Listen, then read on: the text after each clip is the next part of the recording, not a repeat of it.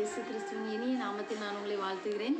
அன்புக்குரியவர்களே, சங்கீத புஸ்தகம் 71ஆம் அதிகாரம் வசனம் 13 இப்படியாக சொல்லுகிறது: என் ஆத்துமாவை விரோதிக்கிறவர்கள் வெட்கி அழியவும், எனக்கு பொல்லாப்பு தேடுகிறவர்கள் நிந்தையாலும் லட்சையாலும் மூடப்படவும் கடவர்கள்.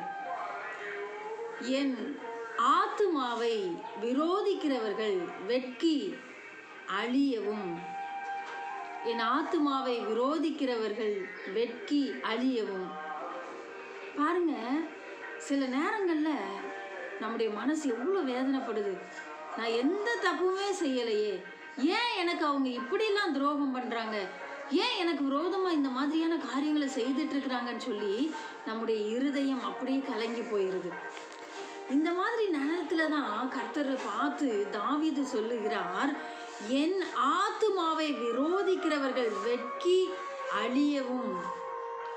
அவர்கள் சாதாரணமாக அழியக்கூடாது, வெட்கப்பட்டு அழிந்து போகணும்.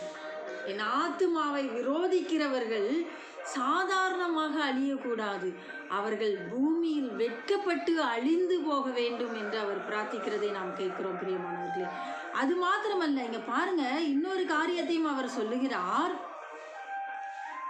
எனக்கு பொல்லாப்பு தேடுகிறவர்கள் நிந்தையாலும் லட்சையாலும் மூடப்படவும் கடவர்கள். எனக்கு பொல்லாப்பு செய்யணும்னு நினைக்கிறவங்க, எனக்கு பொல்லாப்பு செய்ய தேடுறவங்க நிறைய பேர் இந்த உலகத்தில் அப்படி இருக்கிறாங்க.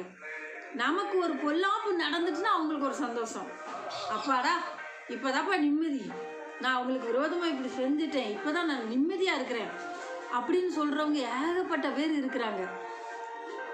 இதில் நம்முடைய வளர்ச்சியை பார்த்து பொறாமப்படுறவங்க ஒரு சிலர் இருக்கிறாங்க, குடும்பத்துக்குள்ளேயே நம்மளை வேதனைப்படுத்துகிற ஒரு சிலர் இருக்கிறாங்க, நம்மளுடைய கண்ணுக்கு தெரியாத எதிரிகளும் அநேகர் உண்டு.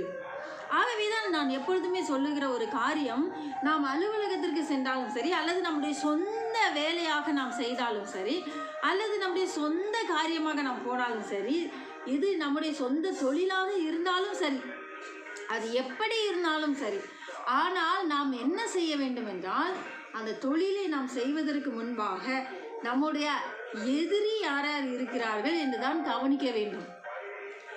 எல்லாருக்கும் நண்பர்களை பற்றி தெரியும், ஆனால் எதிரிகளை பற்றி ஒருத்தருக்கும் தெரியாது. எதிரிகளை பற்றி யாரும் யோசிக்கவும் மாட்டாங்க.